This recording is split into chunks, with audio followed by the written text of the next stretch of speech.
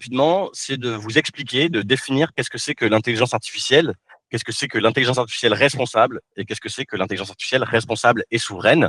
Et ensuite, du coup, que Noémie donne des exemples et illustre ce qu'on raconte avec ce qu'ils font chez Veolia, tout simplement.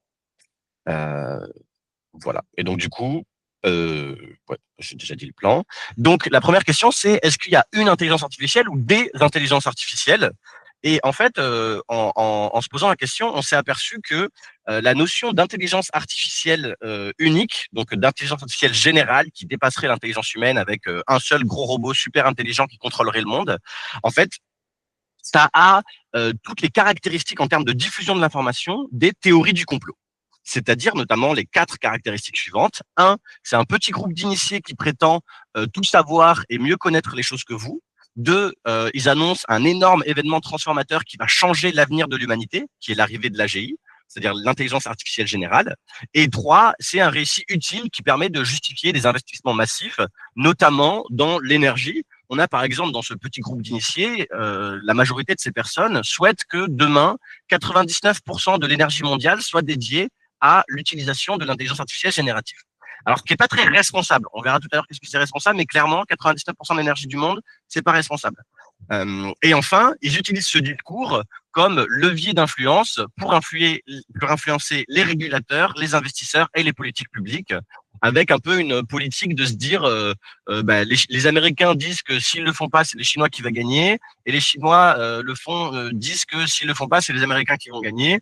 Et nous, les Européens, on ne sait pas trop comment faire au milieu avec la régulation. Est-ce qu'il faut moins réguler? Est-ce qu'il faut tout laisser faire, etc. Donc, voilà, tout ça pour dire que quand vous entendez parler d'intelligence artificielle générale, vous demandez-vous, genre, qui vous dit ça? Pourquoi ils vous disent ça? C'est quoi les sources? Est-ce que c'est vraiment possible? Et surtout, est-ce que c'est vraiment souhaitable? Ensuite, là, je vais vous faire une petite liste de qu'est-ce que c'est que l'intelligence artificielle et tous les différents systèmes d'intelligence artificielle. Donc, d'abord, je vais vous dire qu'est-ce que c'est. Et je ne pense pas avoir le temps de vous expliquer comment ça marche, mais vous pourrez poser des questions ensuite après l'intervention de Noémie.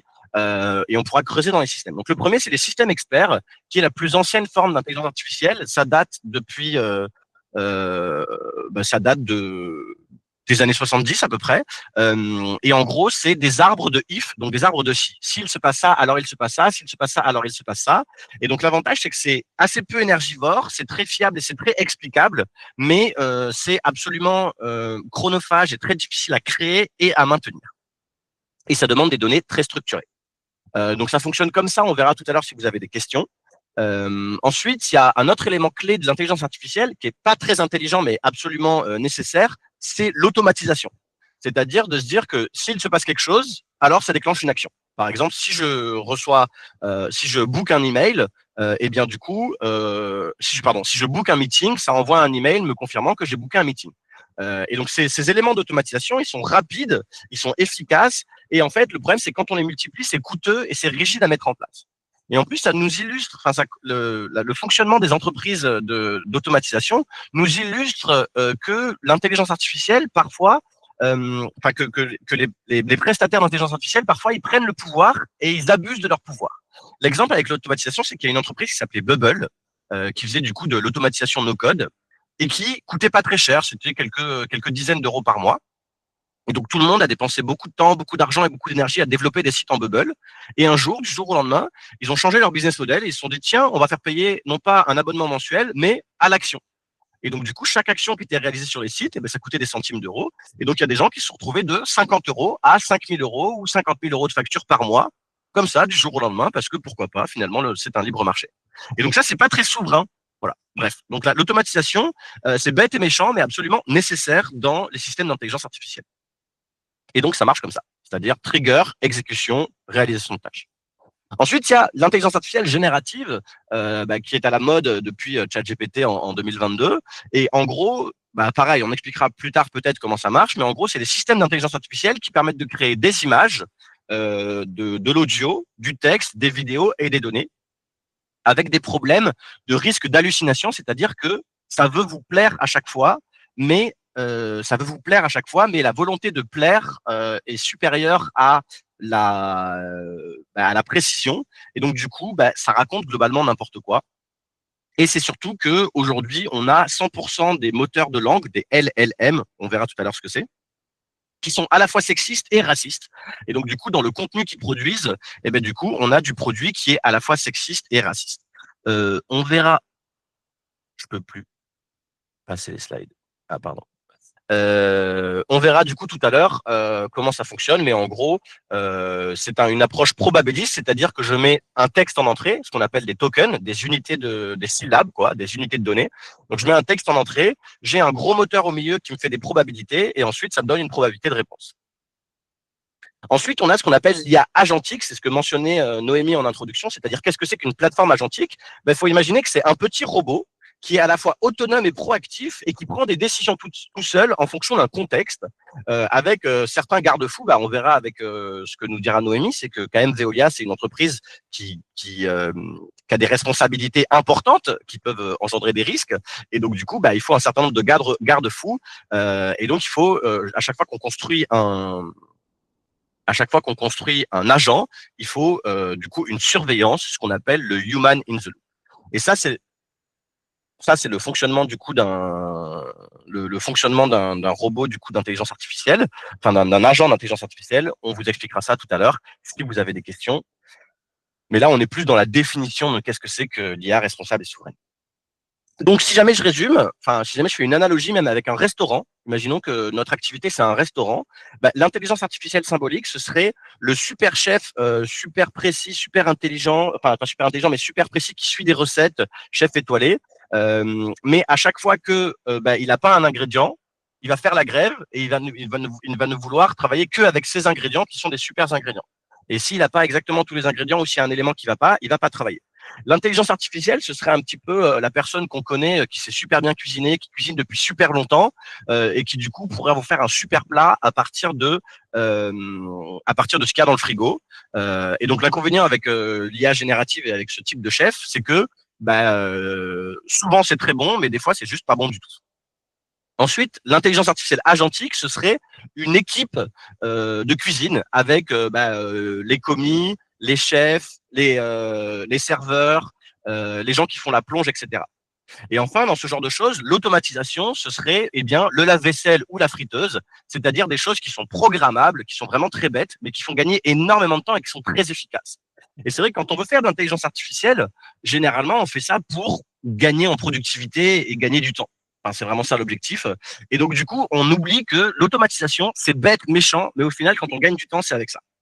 Voilà. Comme le lave-vaisselle, finalement. Le lave-vaisselle, c'est pas ce qu'il y a de plus sexy dans une cuisine, mais au final, quand on calcule le temps gagné, c'est quand même ça qui fait gagner le plus de temps. Et enfin, on a l'orchestrateur ou le routeur qui ferait en fait la directrice générale un peu de l'établissement, c'est-à-dire qui va dire toi tu fais ça, qui va gérer si jamais il y a des gens qui sont absents, qui va gérer les plannings, qui va recruter si nécessaire, etc. Et donc ça, c'est ce qu'on appelle l'orchestrateur ou le routeur, c'est ce qui permet en fait de manipuler tout ça. Donc voilà, ça c'était la première partie sur les différentes composantes de l'IA. Sur les différents types d'intelligence artificielle. Maintenant, on va vous parler des différentes composantes de l'intelligence artificielle. Donc, la première composante, c'est les modèles. Et, en même temps que vous parlez des différentes composantes de l'intelligence artificielle, je vais vous inviter à vous poser des questions pour savoir est-ce que c'est responsable et souverain. D'accord? Donc, le modèle d'intelligence artificielle, c'est un petit peu, si jamais on devait faire une analogie avec les voitures, ce serait le moteur de la voiture. C'est vraiment le cœur du réacteur. Et donc, quand on a un modèle d'intelligence artificielle, il faut se demander, est-ce que c'est un modèle open source ou est-ce que c'est un modèle propriétaire? Il faut se demander, parce que du coup, c'est plus ou moins souverain s'il est plus ou moins open source ou propriétaire. Il faut se demander, est-ce que c'est un petit modèle ou un grand modèle? Parce que les petits modèles consomment peu d'énergie et les grands modèles consomment beaucoup d'énergie. Il faut se demander, est-ce que c'est un modèle sémantique ou est-ce que c'est un modèle réflexif? Parce que les modèles sémantiques, en gros, c'est je mets une requête en entrée, un prompt, il y a une approche probabiliste et ça me donne une requête en sortie. Et puis ça me donne une réponse en sortie probabiliste. Les modèles réflexifs, je mets une requête en entrée et en fait au milieu il va réfléchir et du coup il va s'envoyer des tokens à lui-même, il va s'envoyer du coup des informations à lui-même pour réfléchir et décomposer la réponse et ça consomme énormément d'énergie. Et donc du coup si jamais vous vous dites moi j'aime bien quand il réfléchit et je mets toujours un modèle réflexif parce que c'est super, ça me donne des meilleures réponses. Oui, mais du coup dans ces cas-là vous cramez la planète et l'énergie. Et surtout, quand vous travaillez dans une organisation et que vous payez les tokens, peut-être on laissera Noémie en parler, comment est-ce qu'il gère le coût des tokens chez Veolia, mais quand vous payez les tokens, eh ben, du coup, à chaque fois, du coup, tu rajoutes des dépenses à ton entreprise qui sont données chez les fournisseurs. Donc le premier, c'est le modèle, c'est vraiment le cœur du réacteur. Ensuite, on a le deuxième qui est l'application. Donc d'abord, la question, c'est est-ce que c'est intégré ou pas? Donc par exemple, ChatGPT, à chaque fois qu'ils veulent un nouvel utilisateur sur leur modèle, ils sont obligés d'attirer des gens. C'est un peu fastidieux pour eux. Alors que, ce qui leur oblige à faire des pubs sur LinkedIn, etc., partout. Alors que, par exemple, Google, Gemini de Google, bah, ils vous disent, hop, vous avez Gemini, est-ce que vous avez le choix? Non, vous n'avez pas le choix. Et en plus, on vous montre le prix pour augmenter, enfin, pour refléter l'augmentation de la qualité du service. Voilà. Et donc, bah, du coup, en termes de souveraineté, c'est est-ce que j'ai le choix? Est-ce que je le veux? Non. Tiens, voilà. Euh, Petite parenthèse, il y a une vidéo sur le consentement et le T qui est très amusante et ça marche aussi avec l'intelligence artificielle. Je vous invite à regarder sur Internet si ça vous intéresse. C'était une parenthèse. Ensuite, la question c'est est-ce que il y a beaucoup de fonctionnalités dans mon application? Est-ce qu'elle va plonger dans les données? Est-ce que je peux rajouter des données? Est-ce que je peux le lier sur Internet? Est-ce que je peux voilà, il y a plein de fonctionnalités. Est-ce que ça peut faire est-ce que ça peut générer des images? Voilà. Donc ce genre de fonctionnalité, bah, il y a Comparia qui est une initiative super que je voudrais mettre en avant du gouvernement, du ministère de la Culture français qui permet de comparer différents modèles. Voilà. Et donc eux, ils ont très peu de fonctionnalités, mis à part le fait de comparer plusieurs modèles. Et on a ChatGPT qui a 1000 fonctionnalités avec recherche approfondie, mode éducation, etc. Ensuite, la question est de savoir est-ce que c'est branché à vos serveurs ou pas. Par exemple, quand vous utilisez Microsoft Copilot, vous pouvez plonger dans SharePoint jusqu'à la profondeur de SharePoint sans souci. Et du coup, ça donne un modèle qui est super intelligent, super efficace. Et enfin, le chat de Mistral, en natif, il n'est pas branché à vos modèles. Et du coup, bah, c'est un peu plus fastidieux quand on veut poser des questions, notamment confidentielles. Et enfin, la question, c'est de savoir est-ce que mon application, elle est construite ou est-ce qu'elle est louée? C'est pour ça que nous, on aime bien discuter avec Veolia et avec Noémie. C'est parce qu'en fait, ils font partie de ces entreprises qui ont développé leur propre application et qui, du coup, sont propriétaires de cet actif stratégique qui est, du coup, l'infrastructure d'IA. Et donc, c'est pour ça qu'on voulait que Noémie nous en parle, parce que non seulement ils ont fait donc l'interface chat classique, mais en plus la fameuse plateforme agentique. Et donc, c'est vrai que bah, si vous êtes une entreprise qui veut regarder vers l'avenir, qui veut porter sa souveraineté, bah, avoir votre propre application, c'est quand même pas mal. Parce que sinon, bah, du coup, vous allez être victime des propriétaires d'applications. Ensuite, il y a les éditeurs, donc les fameux propriétaires d'applications. Et donc, du coup, bah, là, la question, c'est de savoir quel est leur business model. Est-ce que c'est un business model uniquement par abonnement? Est-ce que du jour au lendemain, ils vont pouvoir multiplier par 10 le prix des tokens? Parce qu'aujourd'hui, on ne paye pas le vrai prix des tokens. ChatGPT, ils perdent de l'argent tous les mois. Si vous voulez arrêter de perdre de l'argent, il faudrait qu'ils multiplient par 10 le prix de leur abonnement, il n'y aurait plus de problème. Le problème, c'est que s'ils font ça, ben, ça va nous coûter cher. Donc, est-ce que c'est un modèle uniquement par abonnement ou est-ce que c'est des modèles avec de la publicité? Par exemple, ChatGPT, pour gagner de l'argent, maintenant, il va rajouter de la publicité, ce que fait Perplexity. Voilà. Est-ce que c'est quelque chose que vous voulez dans vos moteurs d'intelligence artificielle? Ou est-ce qu'ils font du conseil? Par exemple, Mistral AI, ils ont un système qui est ce qu'on appelle open core, c'est-à-dire que le cœur du modèle est open source. Et en fait, ils gagnent la plupart de leur argent en branchant ces modèles grâce à leur équipe de conseil et d'opération un peu partout. D'ailleurs, Noémie, si tu veux parler de comment est-ce que vous collaborez avec Mistral, ça peut être intéressant aussi. Est-ce que mon éditeur est politisé? Par exemple, bah, du coup, quand j'utilise Grok, bah, du coup, je suis la politique d'Elon Musk, qui est du coup sexiste, raciste, ouvertement antisémite et qui pense qu'il est le meilleur. Et du coup, c'est ce que dit son modèle. Donc, Grok, c'est un petit peu caricatural, mais posez-vous la question avec Google. Quelles sont les prises de position de Google sur des sujets, bah, pareil, sexisme, racisme, antisémitisme, géopolitique, etc.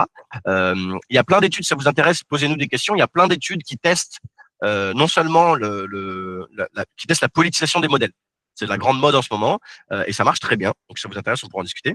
Et enfin, est-ce qu'ils sont propriétaires d'un écosystème ou pas? Ben, parce qu'en fait, si vous participez à un éditeur qui est propriétaire d'un écosystème, et ben du coup, vous enfermez en fait. Et le plus vous vous enfermez, le moins vous êtes souverain. La souveraineté, rapidement, on en parlera tout à l'heure ce que c'est, mais c'est vrai que j'en parle depuis tout à l'heure, il faut quand même définir un minimum. La souveraineté, c'est très simple. C'est votre capacité à quitter un environnement. C'est-à-dire que typiquement, dans ce webinaire, vous êtes souverain, souveraine. Si vous voulez partir, vous partez, on vous en voudra pas. On vous enverra même le replay si vous voulez. Donc là, vous êtes souverain. Par contre, si jamais vous quittez du jour au lendemain l'ensemble de l'environnement Google et vous êtes sur Android, et ben, du coup, vous n'êtes pas souverain. Parce que du coup, ça va être compliqué. Il va falloir changer de téléphone. Donc voilà. Donc la souveraineté, c'est la capacité à quitter un environnement euh, sans conséquences négatives. Voilà. Et il y a beaucoup de parallèles avec il y a beaucoup de parallèles entre le monde, enfin la science politique et sociale de qu'est-ce que c'est que le consentement et l'intelligence artificielle, parce qu'en fait, on nous l'impose, et du coup, ça va être notre capacité à consentir à ce qu'on nous impose et à exécuter le fait de ne pas consentir, c'est-à-dire vraiment appliquer nos décisions. Enfin, les données. Donc, les données, la question à se poser, c'est est-ce qu'elles sont libres de droit aux propriétaires? Parce que si j'utilise des données qui sont propriétaires comme l'ensemble des éditeurs d'intelligence artificielle qui sont en train de se faire condamner pour ça d'ailleurs, du coup, c'est pas très gentil, c'est pas très responsable, c'est du vol, voilà, tout simplement. Donc la deuxième question, c'est est-ce qu'elles sont légitimes ou est-ce qu'elles sont volées? Ensuite, l'autre question, c'est est-ce qu'elles sont de qualité ou générées par IA? Parce qu'aujourd'hui, imaginons que vous voulez entraîner votre modèle d'intelligence artificielle sur Internet, du coup, il y a 35% des modèles, des données présentes sur Internet qui sont générées par IA et qui sont du coup de très mauvaise qualité. Et par rapport à ça, moi, il y a une comparaison que j'aime bien, c'est la maladie de la vache folle de Creutzfeldt-Jacob. C'est qu'en fait, quand on donne à l'IA des données générées par l'IA, elle devient fou et il y a une dégénérescence de son système nerveux, un petit peu comme le système de la vache folle. Est-ce que ce sont des données qui sont structurées ou non structurées? Vous verrez qu'en fait, si vous voulez un système d'IA de bonne qualité, il faut travailler à bien structurer ces données, bien les nettoyer. Et pareil, Noémie, je t'inviterai à discuter de comment qu'est-ce que vous avez fait chez Veolia et quels ont été les bons côtés en termes énergétiques de nettoyer vos données justement. Voilà. Et enfin, est-ce que c'est des données génériques ou uniques? Parce que du coup, si vous avez des données génériques, du coup, elles sont génériques. Et donc, du coup, ça donnera des réponses génériques. Et du coup, vous n'avez aucun avantage compétitif. Si vous avez des données qui sont uniques, eh bien, ne les donnez pas au premier éditeur venu parce qu'elles vous seraient plus propriétaires ensuite.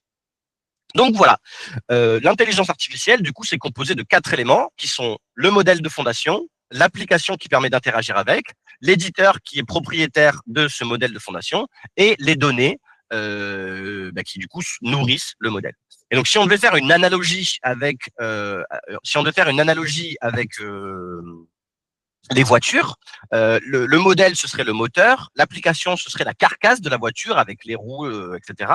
L'éditeur, ce serait le constructeur de la voiture qui est à la fois constructeur et garagiste, comme c'est le cas dans la plupart d'ailleurs des garagistes en France.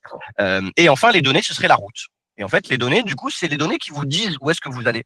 Parce que vous pouvez choisir d'aller à droite ou d'aller à gauche, mais s'il n'y a pas de route, du coup, vous ne pouvez pas rouler en voiture. C'est pareil avec les données. Et il se trouve, spoiler alerte, qu'aujourd'hui, les données rédigées dans l'histoire de l'humanité, globalement, c'est rédigé par et pour des mecs blancs de plus de 30 ans en situation de pouvoir. Donc, du coup, les routes, elles sont un peu... voilà. Mais finalement, les routes sont aussi dessinées par des mecs blancs de plus de 30 ans en situation de pouvoir, quand on y pense. Voilà. Donc là, c'était un petit peu l'introduction sur qu'est-ce que l'intelligence artificielle. Maintenant, on va voir qu'est-ce que l'intelligence artificielle responsable. Je vais aller très vite parce que je suis un peu en retard. Donc, la conso énergétique. Donc, il faut économiser les tokens. Donc, si jamais on synthétise un token, c'est une unité de données.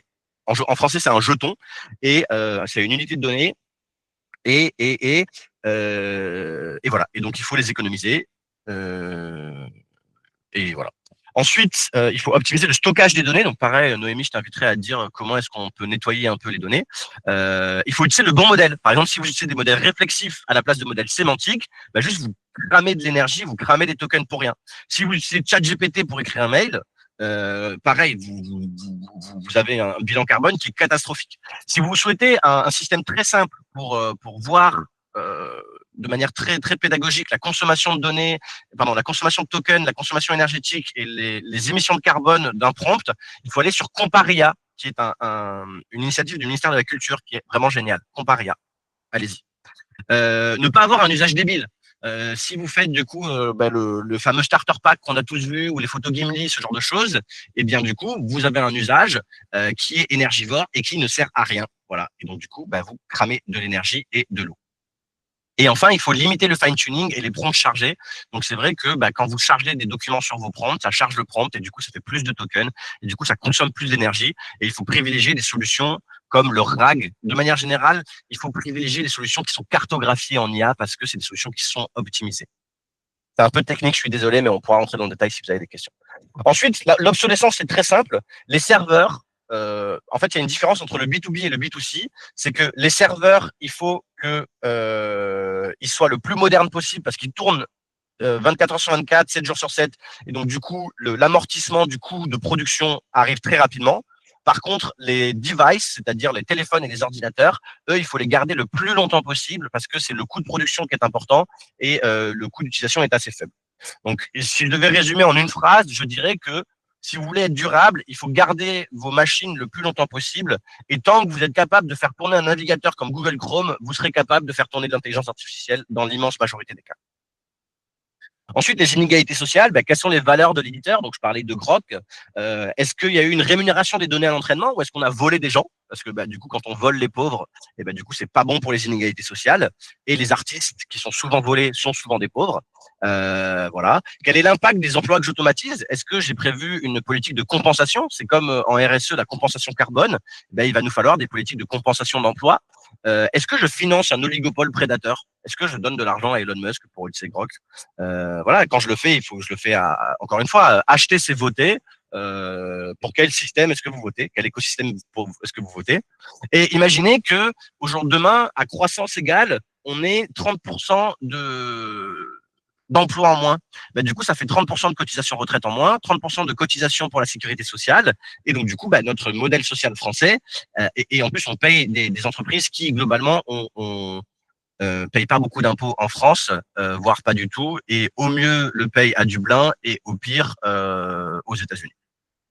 Donc voilà, qui cotise pour quel impôt et est-ce que vous avez vraiment intérêt à donner de l'argent à ces gens-là? Enfin, discrimination et dommage au système social. Donc la première chose, c'est tester vos modèles. Je vous disais 100% des modèles sont sexistes, racistes, testez-les. Voyez dans quelle mesure ils le sont et sur quels éléments, et corrigez une fois que vous avez identifié un modèle sexiste qui va proposer systématiquement des rémunérations plus faibles aux femmes. Et bien dans ces cas-là, il faut réentraîner les modèles, même si ça consomme de l'énergie, parce que sinon vous êtes sexiste vous-même par vos usages. Si l'intelligence artificielle a un impact discriminant sur les gens, comme par exemple proposer des promotions ou évaluer des CV ou évaluer des crédits, eh bien, utiliser ce qu'on appelle le human in the loop, c'est-à-dire il faut une vérification humaine, parce que s'il n'y a pas de vérification humaine, eh bien, du coup, il y a une exécution automatique du sexisme et du racisme, et ce qui n'est pas vraiment très bon. Et enfin, on a de la chance en tant que citoyen européen, plus pour longtemps j'en ai peur, mais pour le moment en tout cas, et pour les quelques mois à venir, de bénéficier de réglementations très embêtantes pour les entreprises. J'en sais quelque chose, ma première société a été interdite par les RGPD, donc très embêtante pour les entreprises, mais très très avantageuse et protectrice pour les utilisateurs. Vous avez des droits qui sont absolument incroyables et dont il faut bénéficier et dont vous pouvez faire respecter. Voilà, il y a plein de la CNIL, etc. Donc il y en a deux essentiellement. Il y a l'IA Act et la réglementation européenne de protection des données, la fameuse RGPD. Lisez-la, lisez des synthèses, demandez une synthèse de 15 points à l'intelligence artificielle si nécessaire, mais connaissez vos droits et utilisez-les parce qu'en plus ça fonctionne. Vous pouvez, ça fonctionne, utilisez-le, c'est génial. Voilà, bienvenue en Europe. Ensuite, dépendance cognitive et perte d'autonomie. Concrètement, quand on utilise l'intelligence artificielle, si on utilise tout le temps bêtement, on devient bête. J'en ai peur. Et donc, du coup, pour éviter ce problème, il y a 4 petits conseils et l'utiliser de manière responsable parce que devenir bête, c'est pas très responsable. Voilà. Donc, comprenez ce que vous faites et comprenez le fonctionnement des systèmes que vous utilisez. Refaites des actions manuellement. C'est pas parce que l'IA peut le faire que l'IA doit toujours le faire à tout jamais. Peut-être une fois par semaine, une fois par mois, une fois par trimestre, une fois par an. Refaites une bonne vieille action que l'intelligence artificielle pourrait faire. Une petite synthèse de texte, c'est bon pour le cerveau. Voilà. Soyez souverain dans vos usages. Donc, encore une fois, on verra ce que c'est la souveraineté tout à l'heure. Et utilisez un carnet. Un carnet papier, c'est génial. Vraiment, les carnets papier, c'est trop bien. Voilà. Ou, si vous n'aimez pas le papier, je vous comprends, il n'y a pas de souci. Mais utilisez des applications qui vous permettent de structurer votre pensée en dehors d'une chatbox. La chatbox, ça rend bête, d'accord? C'est comme le feed de scroll. C'est pas fait pour devenir intelligent. Mais par contre, des applications comme OneNote ou Word ou Excel ou ce que vous voulez, voilà, utilisez ça pour structurer votre pensée, dessiner, utiliser des carnets. Les carnets, c'est génial. Ensuite, les problèmes de fuite de données pour vous et pour votre entreprise. Donc, vérifier la politique d'utilisation des données, privilégier des solutions professionnelles et internes, désactiver train the model quand c'est possible. Soyez consciente que les entreprises d'intelligence artificielle ne respectent pas la loi. Elles sont régulièrement condamnées pour ne pas avoir dit ce qu'elles faisaient et ne pas avoir respecté la loi. Et ils ont tellement d'argent qu'ils ont des super avocats qui font appel tout le temps. Donc, en plus, si vous condamnez 10 ans plus tard, on ne le sait pas. Mais souvenez-vous, Cambridge Analytica. Cambridge Analytica, c'est pas une entreprise. C'est Facebook, c'est Meta qui a vendu vos données au plus offrant. Alors que c'était délibérément interdit et que tout le monde le savait. Voilà. Et Google fait pareil. Et Grok fait pareil. Ils font tout ça. Voilà. Donc, ils respectent pas la loi. Et donc, ça ne veut pas dire que vous, il faut pas la respecter, mais ça veut dire qu'il faut être conscient qu'ils le font pas. Et en plus, avec Trump, ils sont protégés pour ne pas le faire. Mais mettez en place des politiques de gouvernance claires au sein de votre entreprise. Dites clairement ce qui est autorisé et ce qui est interdit. Parce que ce qui n'est pas interdit est autorisé par essence. Et ce qui n'est pas autorisé n'est pas interdit. Voilà. Donc, ce qui n'est pas interdit est autorisé par essence. Et donc, du coup, bah, voilà. Et là, Noémie, je t'inviterai à mentionner le Shadow IT et comment est-ce que vous faites de manière intelligente pour ni autoriser ni interdite, mais laisser cet espace de liberté aux gens dans l'utilisation des outils. C'est hyper intéressant si tu veux bien en parler. D'ailleurs, je me dépêche, je suis un peu en retard. Maîtrisez votre empreinte numérique et attention à l'injection de prompt que je n'ai pas le temps d'expliquer, hélas, 3 fois hélas, mais on verra plus tard. Surveillance de masse et démocratie, voilà, j'ai pas le temps non plus, mais la surveillance de masse, c'est pas bien, et la démocratie, c'est bien. Uniformisation des réponses, ça c'est hyper intéressant. Donc il y a plein d'études qui sont montrées qu'en fait, l'usage de l'IA provoque une pénalité sociale. C'est-à-dire que à compétence égale, à résultat égal, à résultat égal, quelqu'un qui utilise l'IA et quelqu'un qui n'utilise pas l'IA, la personne qui utilise l'IA sera vue comme plus paresseux, moins compétent et plus remplaçable. Cette pénalité vient des peurs d'utilisateurs de se faire remplacer et d'un jugement réel du fait que tu me respectes pas, t'as pas fait d'effort, t'as utilisé l'IA. Elle est plus forte sur les tâches relationnelles comme les mails, les feedbacks. Donc, si vous avez des feedbacks à donner autour de vous, n'utilisez pas ChatGPT. Si vous faites des fautes d'orthographe, c'est bien vu. Nous vivons dans une époque moderne quand même. Voilà. Et donc du coup, un usage trop visible ou trop générique de l'intelligence artificielle peut abîmer votre réputation, abîmer la confiance de vos collègues et abîmer votre carrière malgré des gains de productivité. Et conclusion par rapport à ça, quand c'est possible, n'utilisez pas l'IA. Et quand vous utilisez l'IA, n'utilisez pas des prompts génériques. Soyez spécifique dans ce que vous voulez. Créez votre âme. Utilisez des prompts système, même si c'est pas forcément bon pour la planète, c'est bon pour votre carrière. Et c'est pas la première fois que ce qui est bon pour votre carrière est pas bon pour la planète. Entre nous, soit dit. Très rapidement, il y a Souveraine, donc 3 règles. La première règle, être capable de switcher de modèle. Donc là, pareil, Noémie, je te laisserai illustrer chacune des 3 règles. Mais en gros, comprendre le fonctionnement d'une technologie, pas d'un outil. C'est-à-dire que c'est pas parce que vous savez comment fonctionne ChatGPT que vous connaissez l'IA générative. Donc, vous pensez techno et pas outil. Ne pas se retrouver piégé, parce qu'en fait, il va y avoir un jeu du chat et de la souris entre vous et les éditeurs. Les éditeurs vont vouloir vous piéger et vous allez vouloir ne pas être piégé. Faciliter la flexibilité mentale et l'interopérabilité du système et ne pas être feignant et formez-vous parce qu'on est un organisme de formation. Yes. Voilà. Règle numéro 2, comprendre la chaîne de valeur que vous utilisez et quelles sont ses faiblesses. Donc, où sont stockées vos données, d'où elles viennent, comment elles sont traitées. Encore une fois, avec la RGPD, vous avez juste à demander, on est obligé de vous répondre. Quels sont les différents types de LLM, quelle est votre application et quelles sont les alternatives d'application, parce que je veux dire, Noémie, si demain chez Veolia on décidait d'arrêter SecureGPT, bah, ils pourraient utiliser plein d'autres applications différentes s'ils voulaient, qui n'est pas forcément le cas quand on est que chez Microsoft, qu'on est sur Azure, sur SharePoint, etc. Et voilà, n'oubliez pas que vous êtes des citoyens européens avec des droits incroyables, donc profitez-en. Règle numéro 3, du coup, construisez une application en relation directe avec les utilisateurs. En fait, quand on voit le contrôle de Booking, ils ont 0 hôtel et pourtant ils pèsent plus qu'Accor ou presque autant qu'Accor et Accor, ils ont très très peur. En fait, créer des modèles d'intelligence artificielle aujourd'hui, c'est ce que j'aimerais bien vous recommander ça, mais soyons réalistes, c'est pas possible. Enfin, c'est trop cher, c'est trop difficile. Et donc, du coup, celui qui a le pouvoir, c'est pas uniquement celui qui a l'infrastructure et celui qui a les modèles, mais c'est aussi celui qui a le contrôle avec l'utilisateur. Et du coup, il faut conserver et contrôler la relation avec le consommateur ou l'utilisateur et être capable de switcher de technologie pour délivrer le même service à l'utilisateur.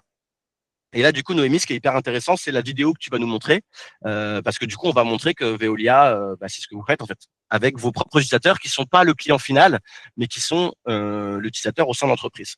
Voilà, je suis allé un peu vite et j'ai un petit peu trop parlé, mais c'est parce que je suis très enthousiaste et j'ai beaucoup de choses à vous dire et c'est un sujet qui est passionnant.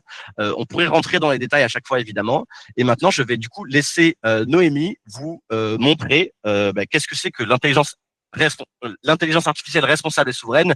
Pas en théorie, mais en pratique. Merci encore une fois, Noémie, d'être présente et de nous montrer tout ça. Et je vais te laisser partager ton écran. Oui, merci Pierre.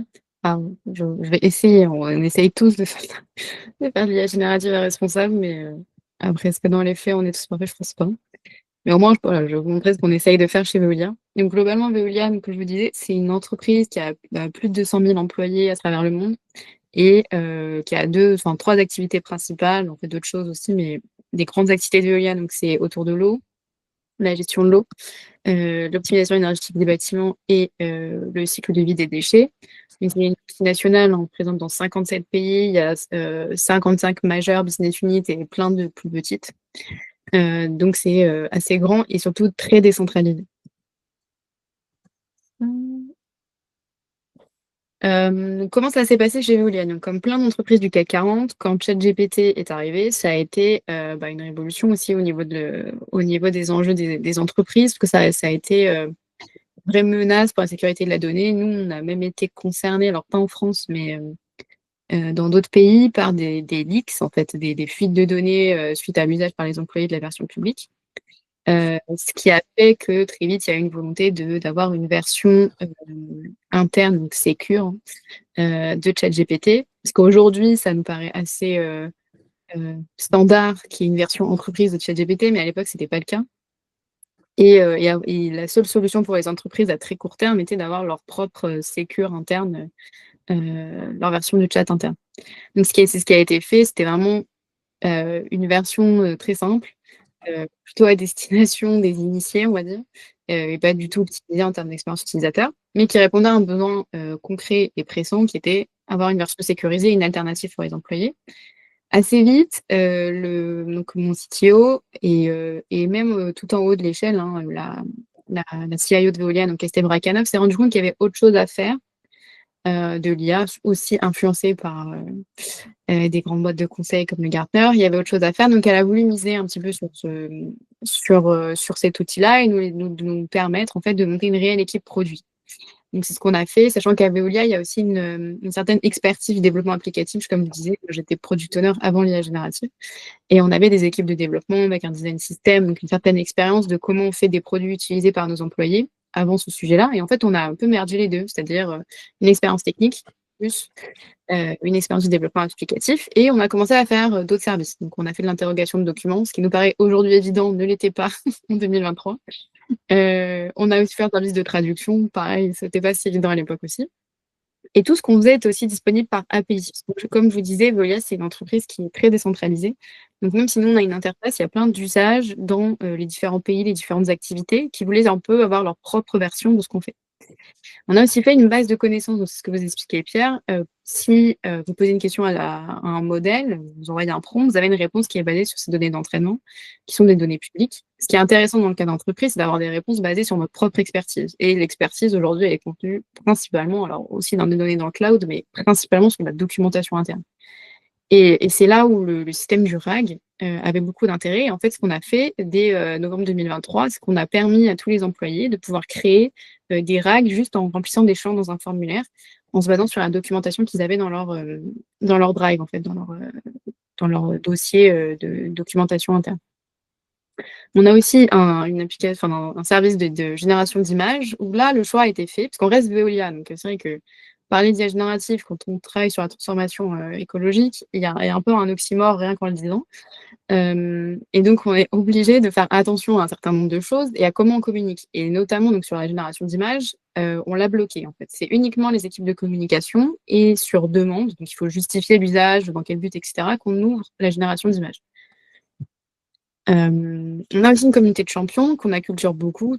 Dès octobre 2023, il y a eu une formation des champions qui a été faite et ils sont du coup formés aux notions d'IA générative et on les implique aussi beaucoup dans le test des nouvelles fonctionnalités. Ils sont bêta-testeurs de tout ce qu'on fait. Et du coup, il y a 1 an et demi, on a lancé la plateforme Agentique. Comme a dit Pierre, c'était toute la première année, c'était vraiment une année d'acculturation. Il fallait que les gens testent parce qu'ils n'avaient pas forcément un usage personnel de ces technologies-là. C'était pas aussi standardisé, c'était pas le google.com, en fait, ChatGPT à ce moment-là en 2023. Maintenant, et depuis même 1 an, je dirais, l'enjeu n'est plus d'acculturer les gens et de les amener à tester. C'est vraiment de leur faire comprendre quel va être le gain dans le cadre professionnel. Qu'est-ce qu'on va pouvoir en tirer, quels vont être les cas d'usage intéressants, comment on va pouvoir avoir un usage mature et qui génère concrètement de la valeur. Donc la valeur, c'est quoi? C'est soit un revenu, soit une amélioration de l'efficacité opérationnelle, soit des économies. concrètement. Et ça, c'est notre nouvel enjeu depuis 1 an et demi. Et avec les agents, c'était vraiment cette idée-là, c'était de dire: «D'accord, maintenant vous savez prompter, vous savez ce que c'est, vous avez plus ou moins compris les concepts. Qu'est-ce qu'on va en faire concrètement? Comment ça va vraiment nous aider? Et en dehors d'améliorer votre email ou faire une traduction, qu'est-ce qu'on va pouvoir en tirer?» Et c'est là où les agents ont réellement de l'enjeu. On a aussi formé les équipes techniques, parce que qui dit agent dit configuration. C'est du no-code, mais il y a quand même des notions techniques, à comprendre, et on a dû la décentralisation de Veolia, on avait besoin de former les gens, les équipes techniques, donc pas seulement acculturées, mais vraiment formées. Et donc on a des représentants par pays et par activité. On lance la plateforme agentique, fin 2024, et donc on arrive à ce qu'on est capable de faire aujourd'hui. Donc aujourd'hui, on a la plateforme agentique, on continue d'avoir le chat qui est un peu une version de ChatGPT, mais aussi avec des usages par API, donc avec un chat avec une API de chat, on peut faire plein de choses aussi sans forcément passer par les agents. D'ailleurs, c'est intéressant de dire qu'on essaye aussi de les pousser parfois vers le chat quand les agents sont juste, c'est un peu comme, pour certains usages, utiliser les agents, c'est un peu comme, je sais pas, faire le tour du pâté de maison en voiture, quoi. Donc on essaye aussi de les pousser parfois vers juste un usage du chat par API pour certains usages, industrialisés. Et donc ouais, il y a un usage qui est assez massif sur tous les segments d'employés, avec plus de 1 000 agents en production aujourd'hui, 80 000 utilisateurs. Pour vous donner une idée, chez Veolia, il y a 120 000 personnes qui ont des comptes email, donc qui seraient capables en fait de se connecter sur ce qu'on fait. Donc aujourd'hui, on a 80 000 personnes sur 120 000 potentiels. Et c'est en croissance constante. On prend à peu près 2 000 utilisateurs par mois sur le chat, malgré le fait qu'on ait une suite interne qui est donc Google et qui ait des usages déjà intégrés. Donc c'est-à-dire qu'ils ont quand même ce réflexe d'aller utiliser des agents ou d'aller sur le chat pour faire des usages un peu plus avancés que juste polish my email ou génère-moi une slide sur nos outils internes. Et du coup, pour illustrer ça, donc je vais vous montrer une vidéo qui est une vidéo qu'on a tournée. Alors, elle est assez ancienne, hein. C'est une vidéo qui date de 1 an. Elle a 1 an. Ouais, non, 1 an. Qui était une vidéo à visée inspirationnelle pour nos opérations. Parce que comme beaucoup d'entreprises, les premiers cas d'usage qu'on a réussi à annoncer étaient des cas d'usage sur les fonctions support, parce que c'était des cols blancs, plus faciles à atteindre. Et on avait besoin de montrer aux opérationnels, donc les cols bleus, les gens qui sont sur le terrain, dans les usines, ce que ça pouvait faire et comment ça pouvait les aider. Et on avait une personne, donc quelqu'un qui nous avait contacté, qui était un opérationnel, qui était sur ses heures perdues, un geek, qui avait plein d'idées et qui était du Danemark, et avec qui, du coup, on a été faire cette vidéo avec des usages concrets et réels. Donc, tout ce qu'on montre sont des choses qu'on était réellement capable de faire il y a 1 an et qu'on fait toujours aujourd'hui et d'une manière encore plus productive. Welcome to Denmark. Today we are located at the largest wastewater treatment plant in Denmark. It receives both domestic and industrial wastewater, and by using chemical and biological processes, it produces clean water. Now, the reason that I'm here today is to show how you can use artificial intelligence to help manage the complex task of an operation plant.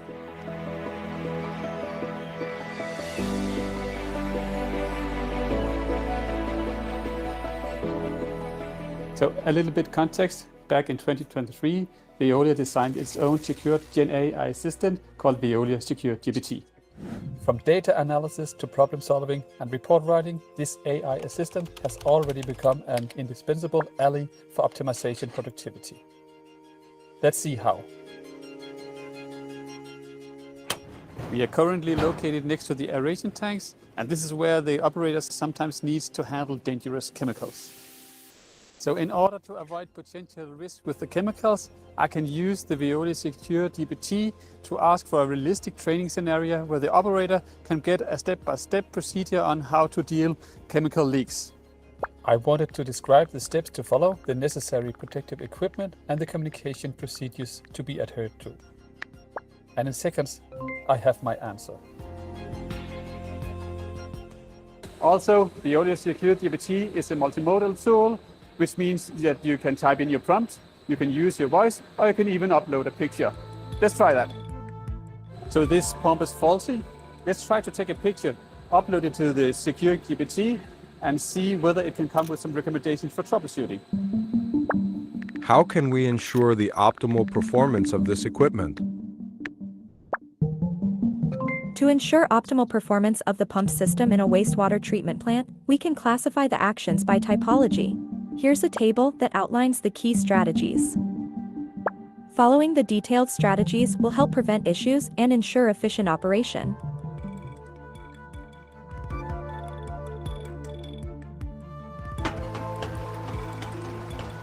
As an operator, it is crucial to regularly inspect the tanks in our plant to ensure they are functioning correctly. But with so many points to check and parameters to measure, it can be overwhelming to keep track of everything. And that's where Veolia Secure GPT comes in. Using a knowledge base created with the plant's own documentation and data, I'm going to ask the Gen AI assistant to generate a complete checklist for tank inspection, including all the points to check, parameters to measure, and actions to be taken. And just like that, I have a comprehensive list for tank inspection.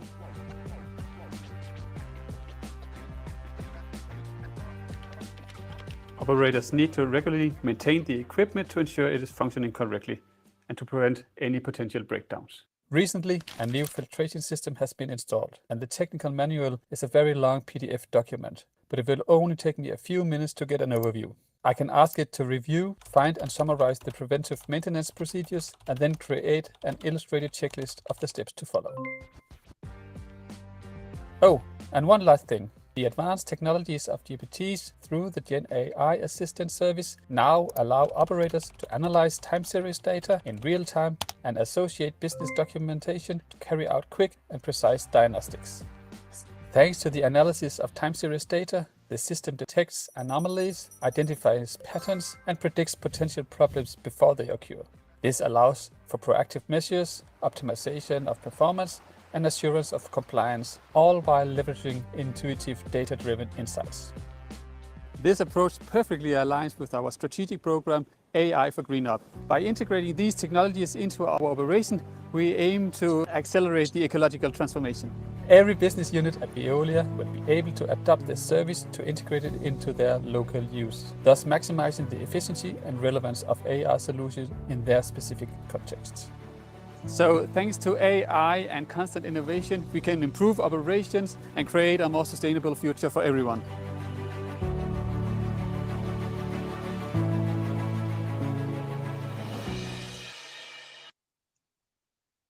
Du coup, donc là, vous avez une illustration, donc ça date d'il y a 1 an, c'était vraiment l'idée inspirationnelle. Aujourd'hui, on a depuis 1 an, aussi grâce à cette vidéo, parce qu'il faut savoir que c'est devenu un programme. C'est-à-dire qu'après cette vidéo, ça a fait pas mal bouger les choses, parce que c'était concret.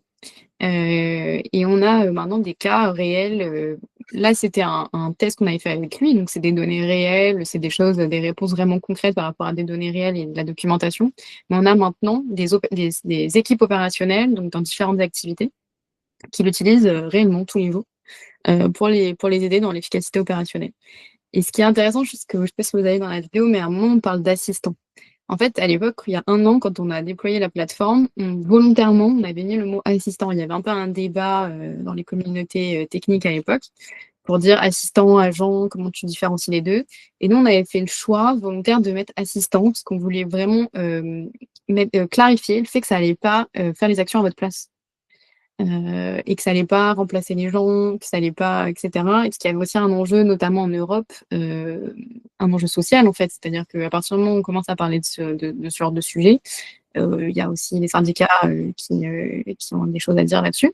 Et surtout, nous, on voulait vraiment clarifier le fait que vous devez relire les réponses obtenues, vous restez responsable de l'exécution de l'action. Et on a un système, donc, ce que vous expliquez Pierre, de human in the loop, c'est-à-dire qu'on va pouvoir récupérer des informations en temps réel par rapport à l'état de fonctionnement d'une usine, on a des recommandations d'actions à prendre, mais il y a un bouton en fait qu'on ne voit pas ici, mais qui s'affiche, qui est est-ce que tu veux exécuter ou pas l'action. L'action finale est toujours soumise à validation de l'utilisateur en fait, de l'agent. L'agent est là pour préparer le terrain, pour l'aider à être plus efficace dans la prise de décision, mais le choix d'exécution finale reste à la main de l'utilisateur. Donc vous avez vu un peu l'interface, donc elle est assez, voilà, elle est plutôt jolie, mais on reste assez toujours en compétition en fait constante avec des acteurs qui sont des géants de la tech. Et nous, on n'a pas vocation, enfin on reste Veolia, on n'a pas vocation à suivre le même rythme d'évolution qu'eux. On fait le choix aussi des fonctionnalités qu'on met dans notre application par rapport à des valeurs qu'on a. Par exemple, ça a des sujets sur la génération slide, sur notamment le deep search qu'on a rajouté à très très récemment, il y a quelques jours, mais de manière très encadrée et à destination de populations ciblées. Mais ce qui n'empêche pas que du fait de cette différence-là, et ce que je peux aussi comprendre, parce que c'est un grand débat qu'on a en interne, mais ce que je peux aussi comprendre, on a du shadow IT. C'est-à-dire qu'il y a des utilisateurs qui vont aller sur des plateformes publiques pour faire des choses qu'on est capable de faire en interne parce que c'est plus ouvert, il y a plus de capacités illimitées, etc.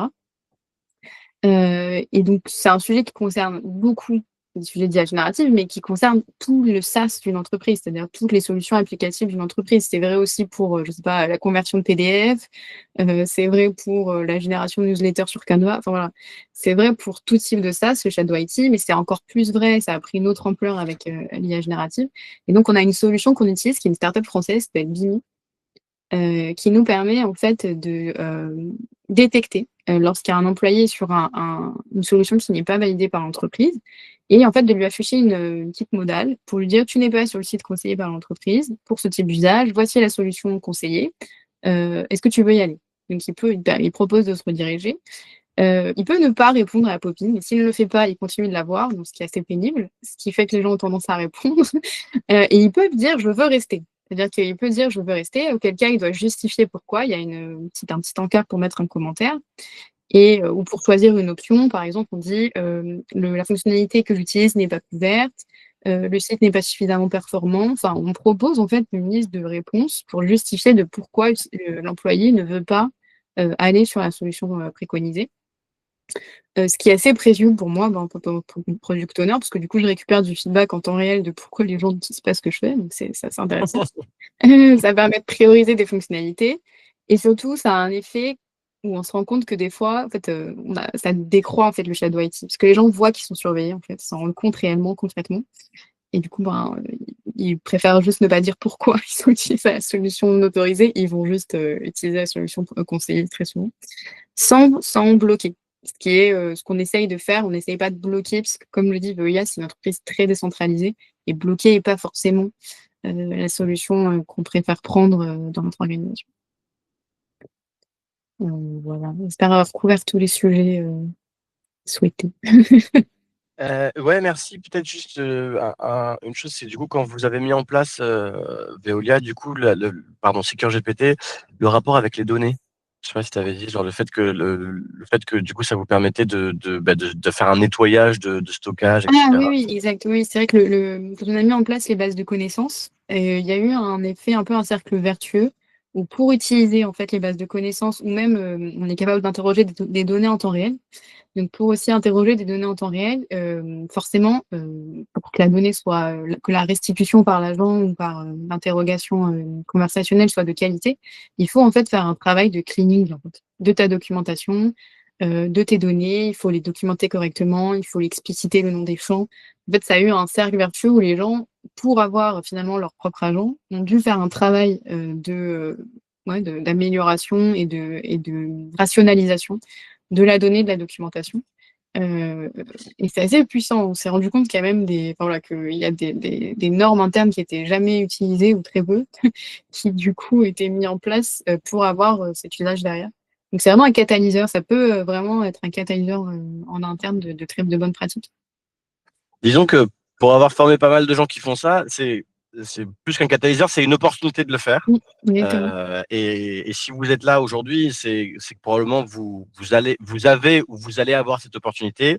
Il y a des gens qui la saisissent, il y a des gens qui la saisissent pas. Et dans une optique d'utilisation même du numérique, dans une optique de numérique responsable, tout simplement, nettoyez vos données, enlevez tous les trucs qui sont périmés, tous les trucs qui servent à rien, voilà, supprimer, étiqueter, ranger, etc. Parce que c'est ça qui permet d'avoir une utilisation qui soit responsable en fait. Et je sais que c'est chiant et que c'est fastidieux, hein, je veux dire, ça plaît à personne de faire ça, c'est vraiment du travail de rangement de base. Mais si vous le faites, vous aurez des meilleures réponses d'IA et vous consommerez moins d'énergie et vous donnerez moins d'argent à votre provider cloud. Parce que pareil, vous payez au giga. Alors évidemment, il y a des paliers, mais donc C'est voilà. vrai que l'IA générative peut aussi vous aider à faire ce cleaning-là. Donc ça Exactement. peut aussi être voilà, une boucle qui se Vertueuse. fait. Mm. Exactement. Et enfin, dernière chose, donc je vais pas parler de l'injection de prompt, mais aussi penser que la documentation aujourd'hui, qu'elle soit sur Internet ou qu'elle soit dans votre système interne, elle est très majoritairement lue, enfin très majoritairement, de plus en plus, disons, lue par des machines. Et donc utiliser des titres, utiliser des synthèses, utiliser les métadonnées pour faciliter la lecture des documents que vous écrivez. Parce qu'encore une fois, ça consomme moins d'énergie, c'est plus efficace et ça augmente la pertinence des résultats. Merci beaucoup Noémie. C'était encore une fois top. Du coup, si vous avez des questions, on va les prendre. Et sinon, on va vous laisser partir pile à l'heure. Je ne sais pas s'il y a des questions dans l'assemblée. Ou Jocelyn, d'ailleurs, si tu en as et que tu veux. Non, j'ai pas particulièrement de questions. N'hésitez pas à participer par les messages ici.